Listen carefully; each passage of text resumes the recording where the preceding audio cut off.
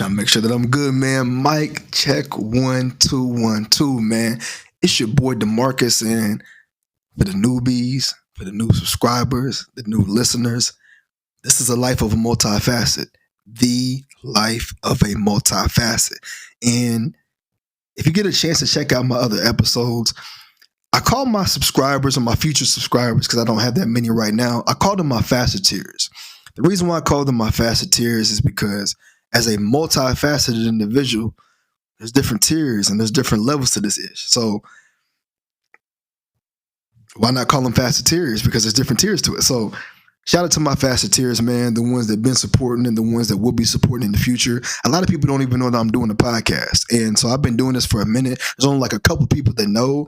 But if you search my name or search The Life of a Multifacet into Apple Podcasts or Spotify Podcasts, then you'll be able to see that I've been doing these episodes for a minute. So the biggest thing for me is being a multifaceted individual. A lot of times you have to create things without all the noise, and you have to be able to create in a way where you can make things happen for yourself, even when other people may have limitations. So a lot of times for my life, I've had ideas and I've had ways in which I want to share this and that with a person, and people give me, their limitations. And there's also been a lot of times where me as an individual, I'll be someone that's talking big game about doing something, and then even if it doesn't happen, other people may have forgotten, but I'm feeling a type of way because I'm like, man, I didn't even do what I was talking about. So after a certain point, you get into this space where you're like, am I going to keep talking about something and not doing it, or am I actually going to make it happen? And at least, even if it doesn't work out, I can be comfortable or be happy knowing that I failed by just being me and trying something else. So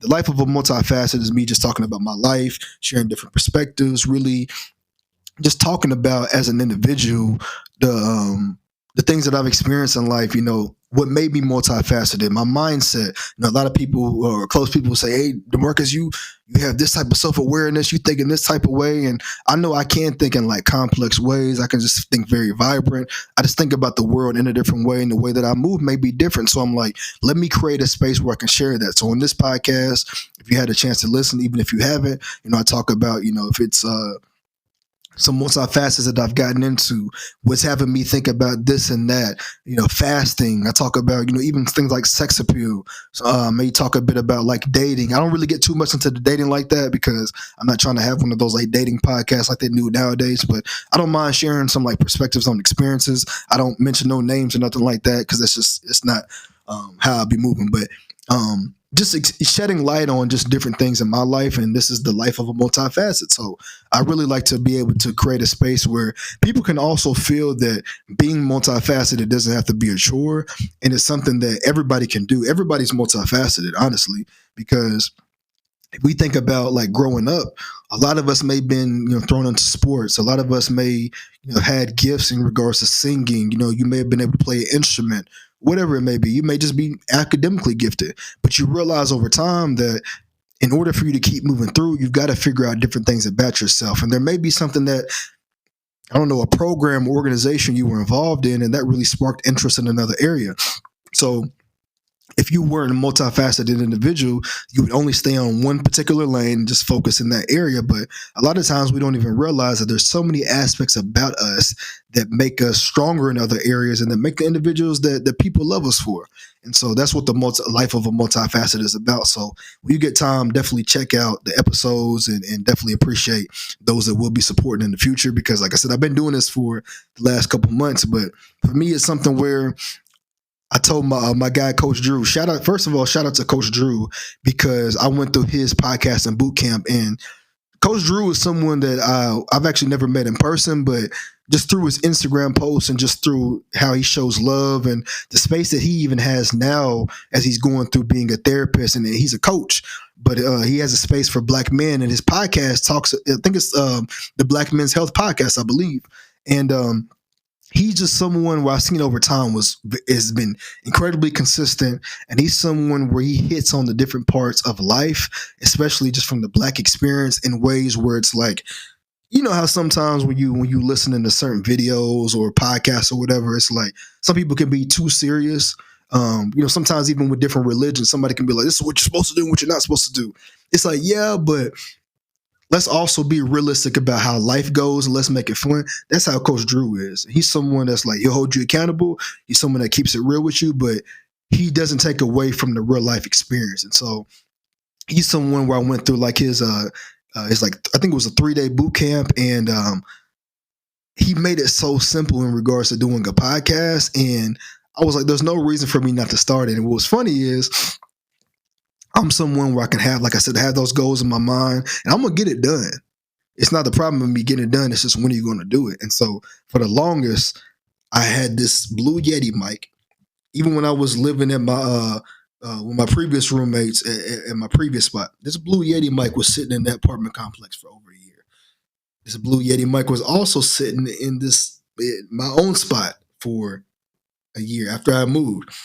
And so I got to a point where I'm like, okay, I done went through this little boot camp too. I went through this boot camp as well, and I've still yet to pick up this mic and do what I know I should be doing.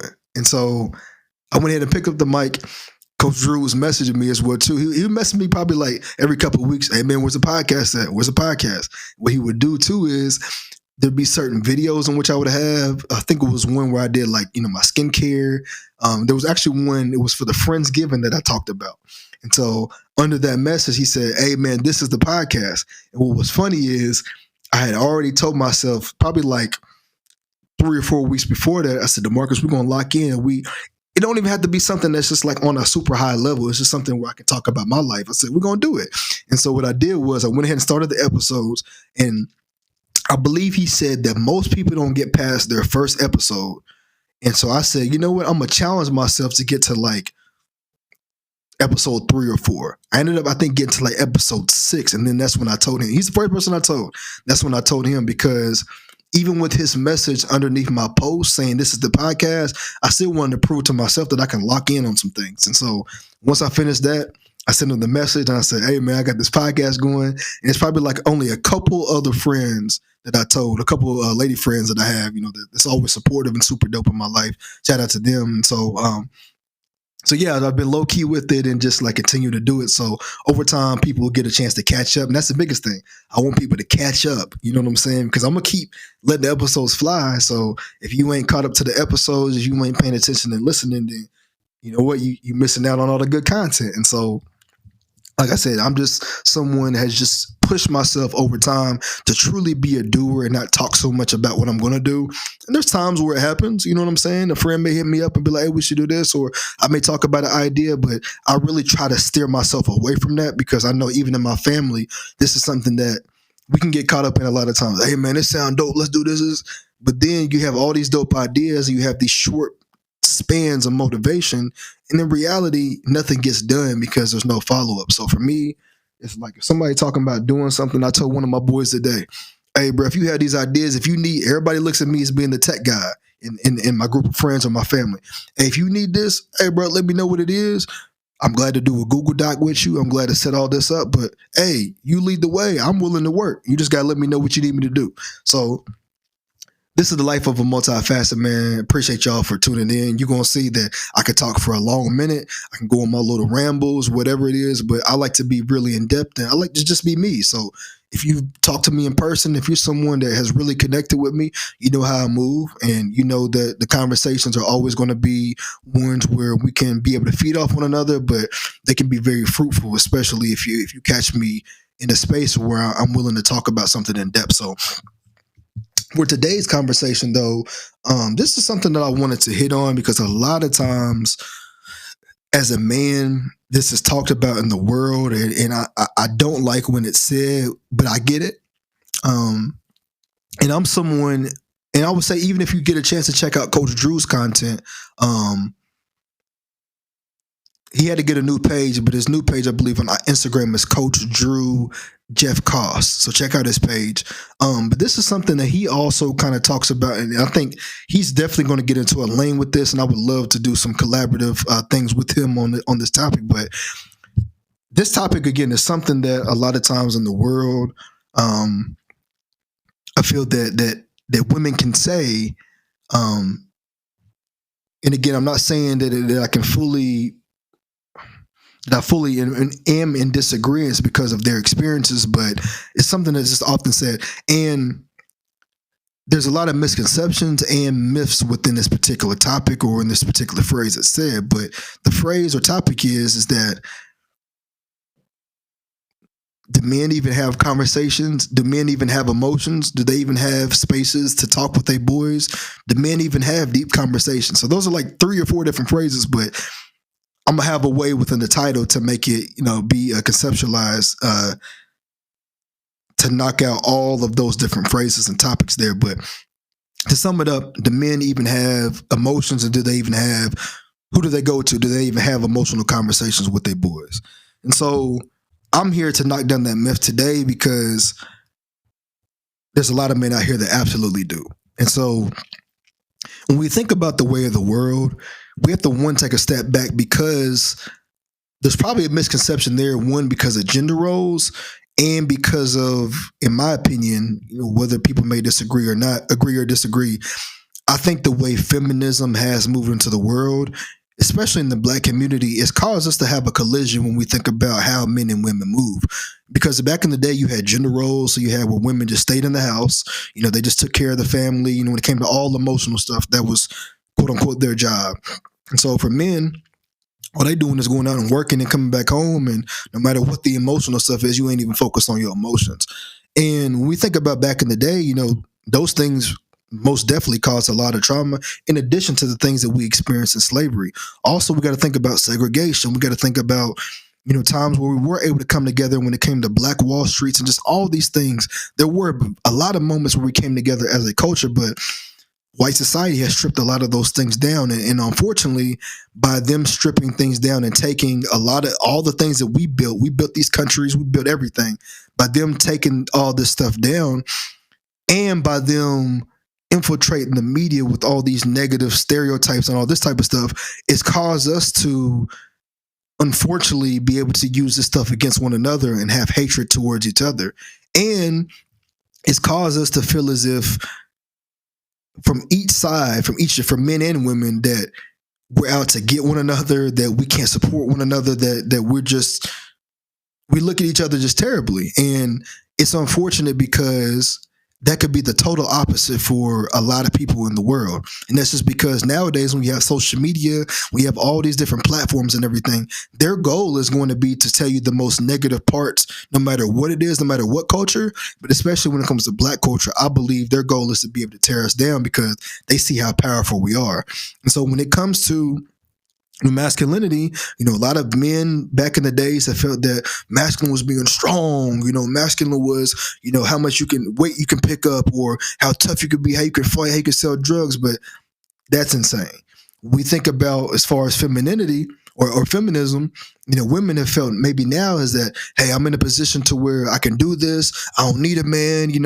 Men have always done this type of way. So we at a time now where I can get my own money, all this. I don't need no man. And both of these conflicts on both sides have caused us to just create these spaces as Black men and women where there's a lot of hatred towards one another. And there are parts of our culture where, even with those things that were done to us, we as individuals have to admit that we're in the wrong. And we have to admit we're in the wrong because of the way in which we show up. Men have to be honest in the way in which, some men have over time talked about Black women, whether it be the music, the songs, whether it is the way in which, it's speaking to them, whether it's the way that we showed up. Like, there's a lot of fault there. The same way for women, the way that, hey, it may be a relationship to where, yeah, you're in a single parent household, but the way your experience was lackluster or not a good experience. And then now you're putting that onto your child and saying that all men in the world are bad. And then, you may have been giving the Black man a bad experience. And so now every man that you come into contact with is a bad man. And that's reflecting to your kids. And so now the kids is growing up feeling as if, men ain't shit, and there's no spaces for men. No men out here. There's no man out here that's willing to step up. As like, there's just so much negativity because of people's own experiences that they don't want to be real and say that this is the reason why things can be passed on. We think about families. I mean, a lot of times when it comes to emotional intelligence and then also just being self-aware, a lot of times we maybe have the answers, but we don't want to be real and take away or strip some of our ego down to try to get to the root of the situation. When it comes to parents, I mean, yeah, there's experiences and things that people have went through. And again, like I talked about traumas and things from back in the day, but parents and elders sometimes don't want to realize that they can be in their own ways from becoming a better them, which then can stop us from becoming a better us, as being their children, right? So that's where within today's generation, in my opinion, I feel as if while there is a lot of toxicity in the world, there's more barriers being broken because we're actually taking the time to work on these particular aspects that haven't been worked on before. And I challenge the elders to be able to take time and say, you know what? Yeah, this is a younger folks generation. Yeah, they got social media and all this and that, but y'all are the ones where it started. And so when we think about like some of the inventions in the world, and we think about all this stuff, the AI and all that, it started with people in your time. We've just been able to revolutionize it in a different way, but it started during your time. So imagine you were at a point where the resources start, and I get a lot of y'all gonna say, hey, we didn't have the resources y'all have. We didn't have the resources back in the day that y'all have now. Okay, but now y'all know. The thing is, you have to be willing to say, you know what? I want to become a better me, and I want to be able to show up better for the people in my life. So no matter what I didn't have, I got it now. And so for y'all, you got to take time to say, you know what? I can actually learn from some of the younger people. You know what? I'm seeing people in my community that are my age and maybe older. I remember running with them back in the day. I remember dating such and such back in the day. But now I see that they're a better person. I see that they're actually showing up for their family and stuff now. So you know what? I want to implement some of those things. Or okay, I hear the way my kids are talking.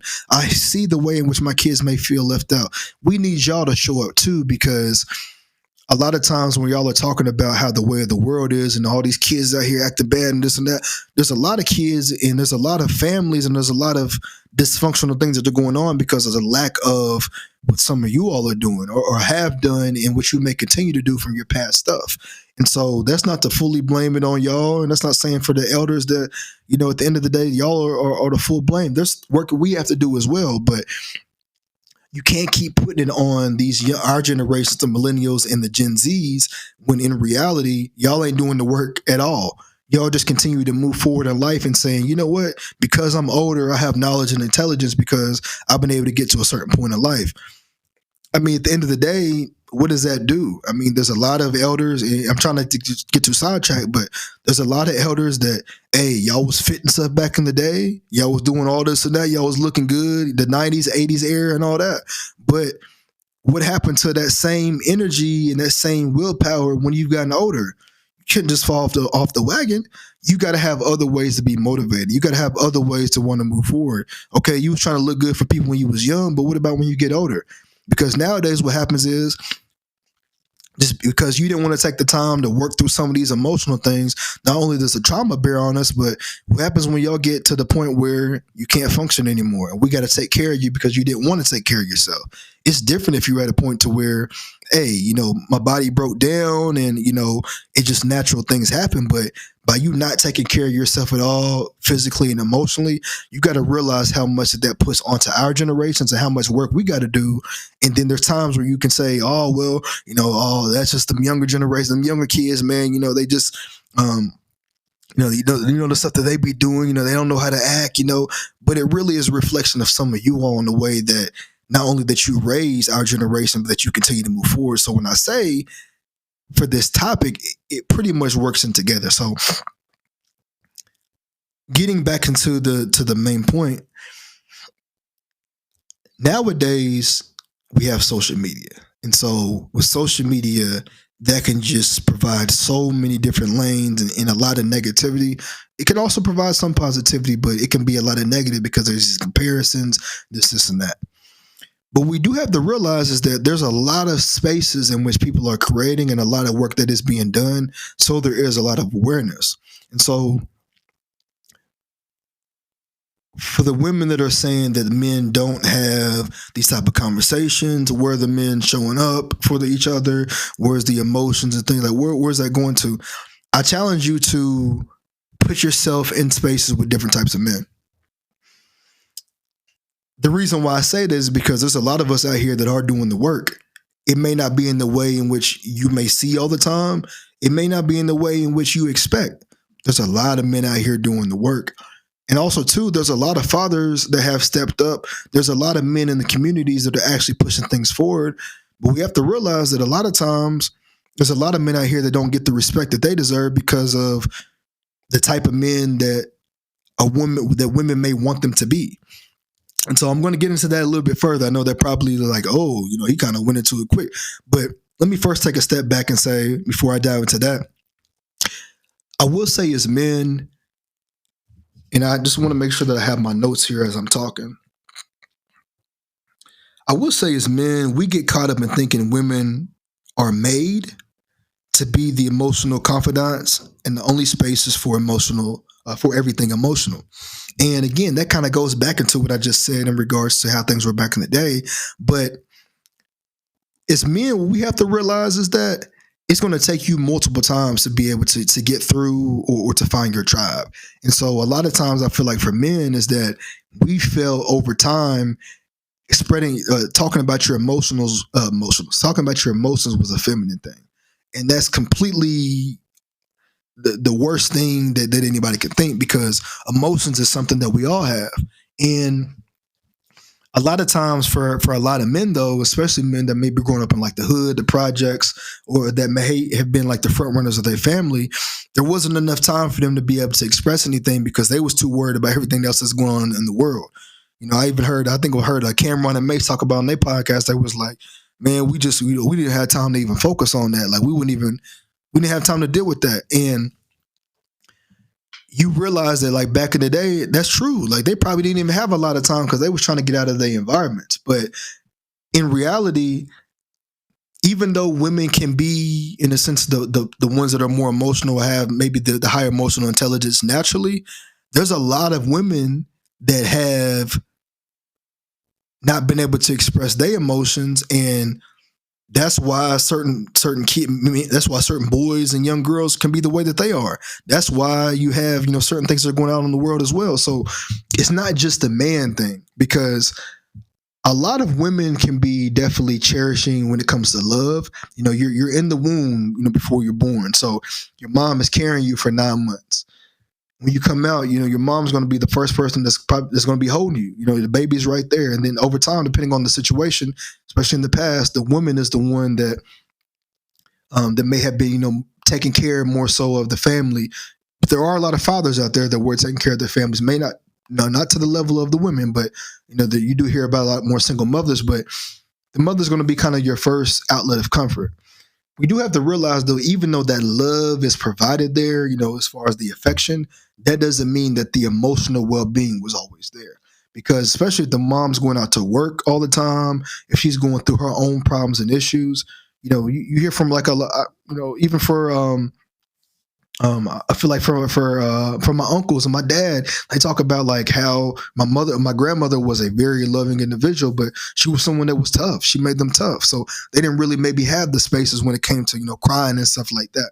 And it's because, especially for women, they may not have the time and energy to do that. I feel like you may only have certain households where women were truly able to express their emotions in certain times because of the things that were going on. But it's not just a man and woman thing is what I'm trying to get to. We have to be able to separate that, because when it comes to emotions happen in different ways.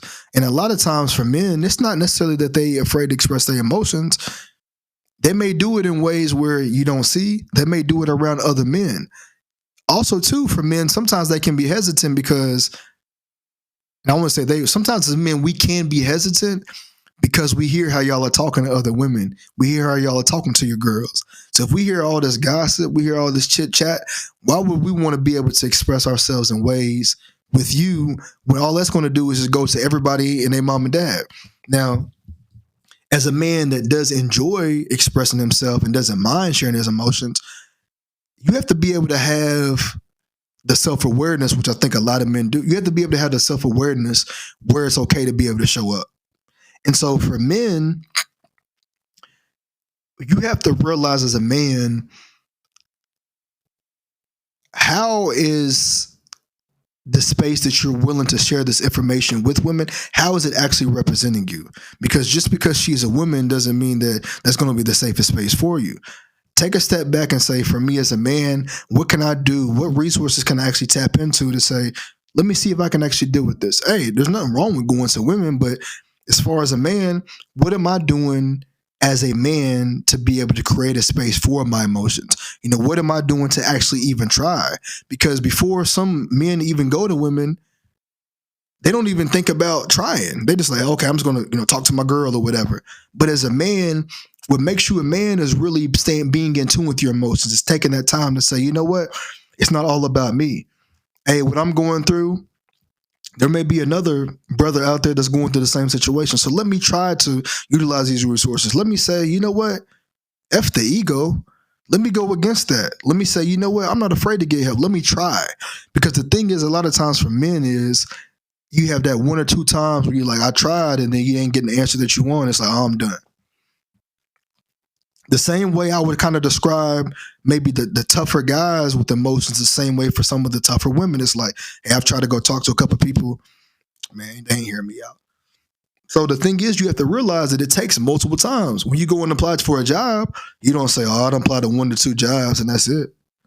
No, you say, I got to keep applying until I'm able to get something. So it's the same way with your emotions. It's like, you've got to be able to find a space to say, you know what? I may add a little bit in here. Let me see how these people are biting. Let me see what type of conversations they're having. Evaluate the people that you're willing to talk to. Because if somebody else is having conversations with others and you're able to see their reaction, most likely that's going to reflect the conversation that they're going to have with you behind closed doors. If I know that someone's super gossipy, okay, they may come to me and we can have a really, really dope, in-depth conversation. But I also got to remember in the back of my head that I can't say too much because that's going to go to somebody else. So you know what? Let me find people. Let me find spaces where that's not happening. But I got to be able to tap into my resources. And so as men, stop looking at women as just being the only space where you can go with your emotions. More importantly, ladies, this is for y'all. As men, we can't act as if women don't have emotions as well.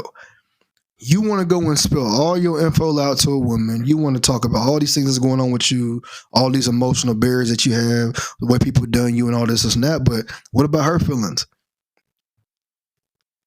That's like people that are therapists. The therapist can show up for you all day long, but the therapist got to have a therapist. What about when they have problems? So it's the same thing. It's like you have to want to work on that. For me as a man, I can show up for all the people in my life in a way to where I can be open, where I can be who I am, because I've had to come to a point to realize it's not just about me. My ego as a man some years ago didn't help me to get to where I wanted to. Me trying to fit in certain times never got me to where I wanted to get to. But me being authentic, even when it felt uncomfortable, even when it felt embarrassing or whatever, my authenticity created a lane not only for myself, but for others to see that it can be done that way. There's plenty of times I may have gotten clowned. There's plenty of times I may have said something and somebody reacted in a way, a woman reacted in a way, whatever it is. But for me, I've realized more so by being myself over the years. I've gotten tons of messages. I've gotten DMs. I've gotten DMs from people that you can see the people that they rolling with.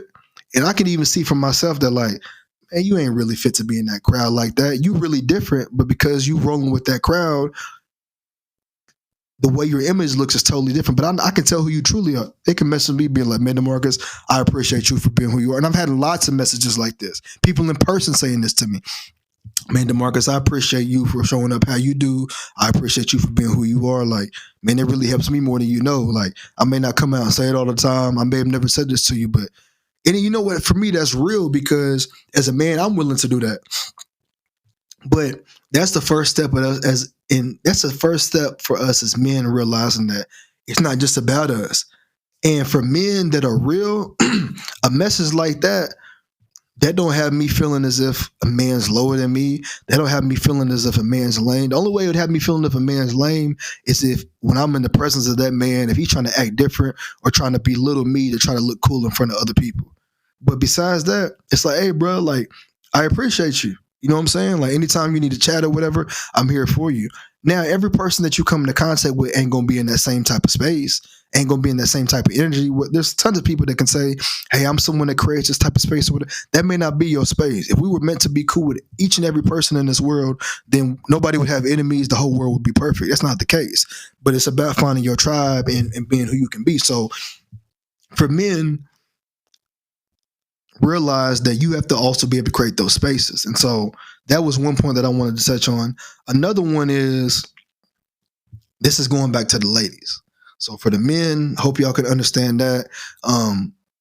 This is type of things, again, for myself over time that I wanted to create. Let me say this. As a man,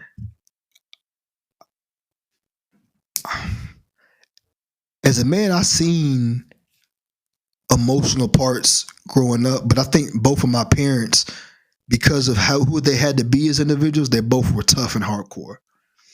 Both were really tough people, and even in how they have moved, there's probably a lot of things about them that I don't know. But the one thing that helped me to get to the point to where I can be the person that can be the emotional individual, or can be a person that's not afraid to show my emotions, is because at the moments where I seen them being hard on me, I heard a lot of conversations. I seen moments where they didn't probably think that I saw them. I saw those moments where they were going through these different issues. I saw where friends that they may have had, weren't reciprocating the energy, or where they were always the people that had to go out of their ways to do things for everybody, show up for everybody else. And I seen that. I could see. I paid attention a lot. See, the thing about me being young, even though when I was someone that was shy, I had all these thoughts in my head and I had all these times where I would see and hear so much, but I was just afraid to be able to speak on it. And there were times in the household where I didn't have the opportunity to speak up, because it's like, hey, you're living under my roof. But even though there was a lot of frustrating times, that never stopped me from being observant in situations. Because one thing, even though my parents, even though we had some battles, and even though there was times where it was really frustrating, they always came back. It may have been a day later, or maybe a few hours later, and they were like, DeMarcus, we want you to know that we love you. It's not because, I'm not getting on you just to get on you. I actually love you. But they may not have realized that because of the stuff that they went through and how much turmoil and how much toughness that they had to find in their lives, they may not have realized how that affected me. And I'll talk about later in some of my podcasts, if they allow me to, some of the beautiful conversations I've been able to have at 28 years old, that even to this day was probably the most transformational conversations that helped to solidify the work that I've done up until this age as a man. But I want to make sure I don't get too off track. See, this is the thing. Like, I can just get like when I'm in the zone, I can get a bit off track. So this is what I'm trying to work on with my podcast. So y'all are seeing it in real time, even if you see it in the video.